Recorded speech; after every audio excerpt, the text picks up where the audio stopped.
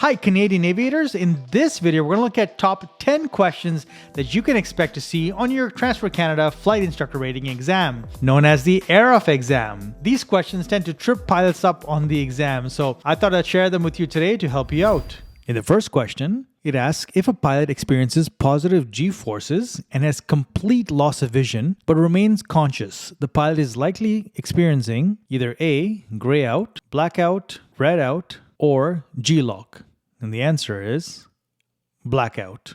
Question 2. At a true airspeed of 110 knots and approximately at what bank angle is required to achieve a standard rate 1 turn? Is it 18 degrees, 20 degrees, 15 degrees, or 16 degrees? See, for this one, you have to do a calculation. The answer is 18 degrees. The formula to use is bank angle, approximately the true airspeed divided by 10 plus 7. So we take the true airspeed of 110 knots divided by 10 plus 7, and we have 11 plus 7 equals 18 degrees. So if you bank 18 degrees, you'll achieve a rate 1 turn. Next question is an airlock question. What is the validity period of a letter of recommendation for the written exam? So is it within the last 30 days, within the last 90 days, within the last 24 months, or within the last 60 days of the exam date? And the answer is the exam recommendation letter is valid within 60 days of the exam date. Next question, it's an airlock question again. When will a follow-up action be initiated by Transport Canada concerning a flight instructor's flight test record? So these are the options here.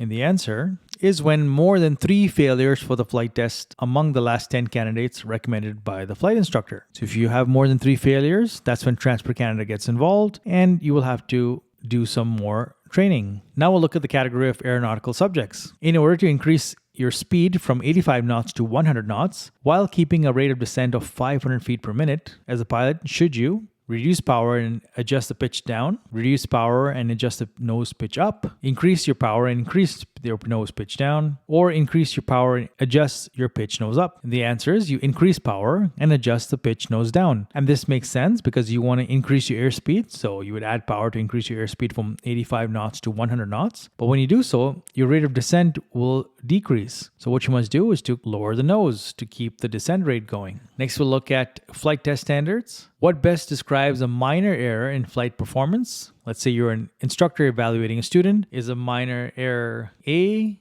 B, C, or D?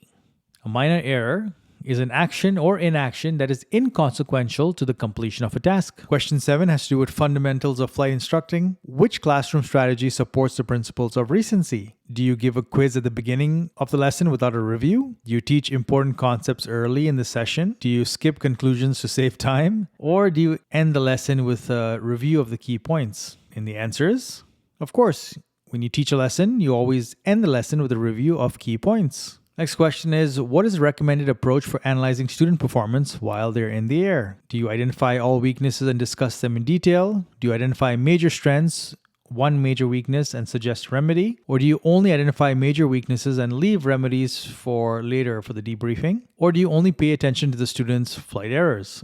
And the answer is, in the air, it's best to identify the students' major strengths. So you tell your students, okay, these are the things you did well, but only point out one major weakness and suggest a method of improvement. Question 9 is regarding aircraft systems. When turning into a downwind in the circuit, a pilot may experience slipping and increasing speed, slipping and decreasing speed, skidding and increasing speed, or skidding and decreasing speed. And the answer is, when you turn into the downwind, you may feel like the aircraft's in a slip and that the speed is increasing. And the last question has to do with flight operations. So according to the PPL flight test standards, applicants must update their headings within how many minutes and correct an existing track error and maintain the aircraft within how many nautical miles of the intended route. So here are the options that we have.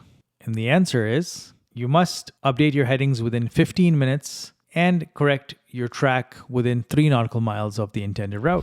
All right, thank you for watching this quick lesson. If you enjoyed this video, check the link in the description below. I have pilots just like you pass this exam and various other Transport Canada exams in Canada on the first try. And I also offer a very strong money back guarantee that I will issue you a full refund if you do not pass it on the first try. And on top of that, you're not just a number to us. When you use our services, we offer live instructor help so that we answer any questions that you have. And if that's not enough, our courses and content is updated very frequently to ensure that you have the most updated material at all times. All right, we'll see you on the next video.